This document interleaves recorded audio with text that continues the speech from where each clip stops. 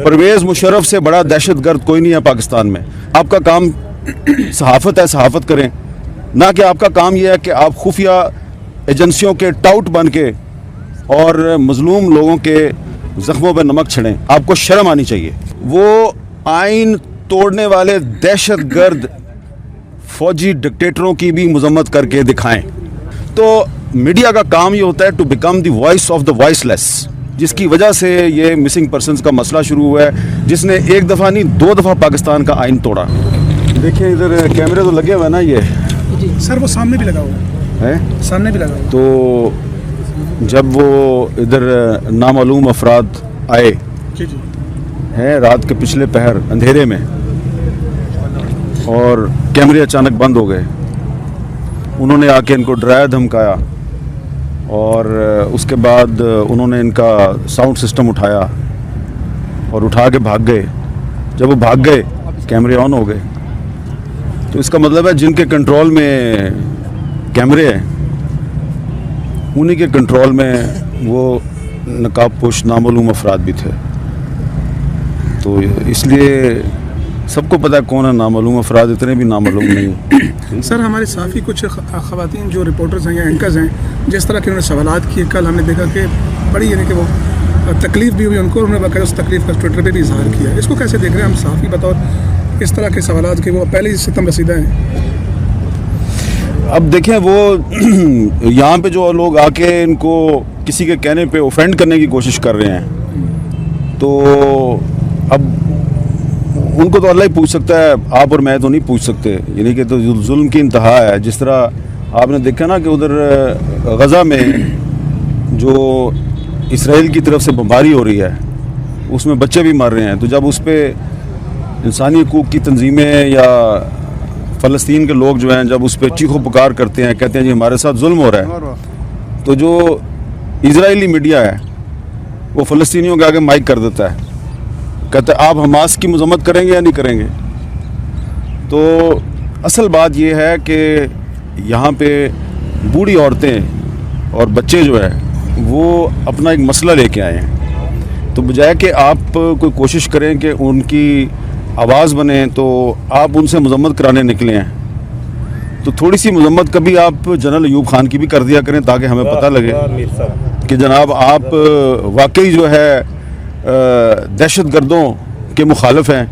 थोड़ी सी मजम्मत आप जनरल याहिया खान की भी कर दिया करें, कोई मजम्मत जनरल ज़ियाउल हक की और परवेज़ मुशर्रफ की भी कर दिया करें, जिन्होंने आइन तोड़ा, जिन्होंने आइन को अपने बूट तले रौंदा। तो दहशतगर्द कौन होता है? वो होता है ना जो कानून तोड़ता है, आइन तोड़ता है। तो ठीक है, जिन लोगों ने बलूचिस्तान में बम धमाके किए हैं या ख़ुद कुछ हमले किए हैं, हम उसकी मजम्मत करते हैं, ठीक है। लेकिन जिन लोगों को इस मजम्मत का बड़ा शौक़ है कि आप दहशतगर्दों की मजम्मत करें, वो आइन तोड़ने वाले दहशतगर्द फौजी डिक्टेटरों की भी मजम्मत करके दिखाएं।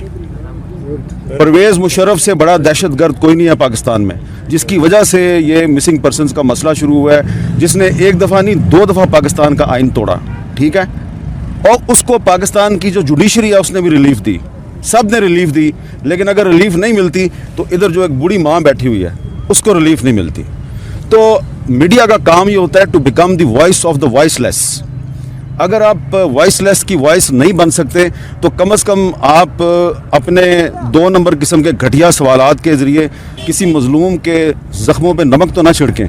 आपका काम सहाफ़त है, सहाफ़त करें, ना कि आपका काम यह है कि आप खुफिया एजेंसियों के टाउट बन के और मजलूम लोगों के ज़ख्मों पर नमक छिड़ें। आपको शर्म आनी चाहिए।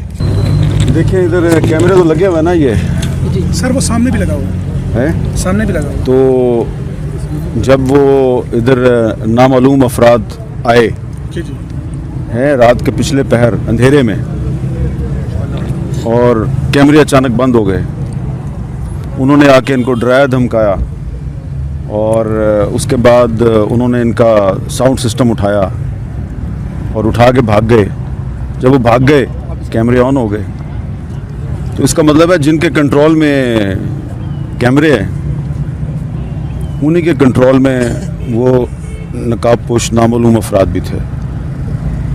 तो इसलिए सबको पता है कौन है नामालूम अफराद, इतने भी नामालूम नहीं है। सर हमारे साफ़ी कुछ ख़वातीन जो रिपोर्टर्स हैं या एंकर्स हैं, जिस तरह के उन्होंने सवालात किए, कल हमने देखा कि बड़ी यानी कि वो तकलीफ़ भी हुई उनको, उन्होंने बाकायदा उस तकलीफ़ का ट्विटर पे भी इजहार किया। इसको कैसे देख रहे हैं हम साफ़ी बतौर इस तरह के सवालात कि वो पहले ही सितम रसीदा हैं? अब देखें, वो यहाँ पे जो लोग आके इनको किसी के कहने पे ऑफेंड करने की कोशिश कर रहे हैं, तो अब उनको तो अल्लाह ही पूछ सकता है, आप और मैं तो नहीं पूछ सकते। यानी कि तो जुल्म की इंतहा है। जिस तरह आपने देखा ना कि उधर गज़ा में जो इसराइल की तरफ से बमबारी हो रही है, उसमें बच्चे भी मर रहे हैं। तो जब उस पर इंसानी हकूक़ की तंजीमें या फ़लस्तीन के लोग जो हैं, जब उस पर चीखो पुकार करते हैं, कहते हैं जी हमारे साथ जुल्म हो रहा है, तो जो इजरायली मीडिया है वो फ़लस्तीनियों के आगे माइक कर देता है, कहता है आप हमास की मजम्मत करेंगे या नहीं करेंगे।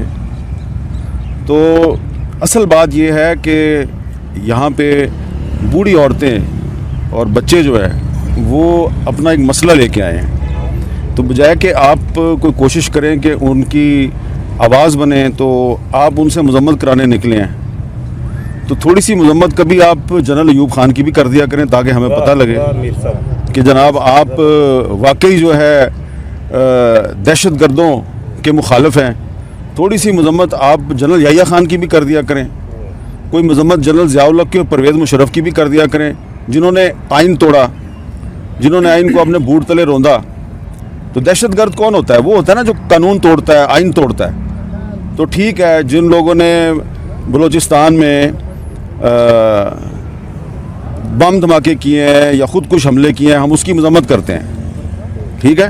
लेकिन जिन लोगों को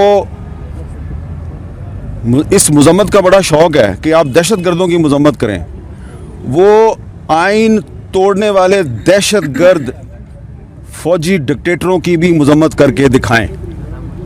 परवेज़ मुशर्रफ से बड़ा दहशत गर्द कोई नहीं है पाकिस्तान में, जिसकी वजह से ये मिसिंग पर्सनस का मसला शुरू हुआ है, जिसने एक दफ़ा नहीं 2 दफ़ा पाकिस्तान का आइन तोड़ा, ठीक है। और उसको पाकिस्तान की जो जुडिशरी है उसने भी रिलीफ दी, सब ने रिलीफ दी। लेकिन अगर रिलीफ नहीं मिलती तो इधर जो एक बूढ़ी माँ बैठी हुई है उसको रिलीफ नहीं मिलती। तो मीडिया का काम ये होता है to become the voice of the voiceless. अगर आप वॉइसलेस की वॉइस नहीं बन सकते तो कम से कम आप अपने 2 नंबर किस्म के घटिया सवालात के ज़रिए किसी मजलूम के ज़ख्मों पे नमक तो ना छिड़कें। आपका काम सहाफ़त है, सहाफ़त करें, ना कि आपका काम यह है कि आप खुफिया एजेंसियों के टाउट बन के और मजलूम लोगों के ज़ख्मों पे नमक छिड़ें। आपको शर्म आनी चाहिए।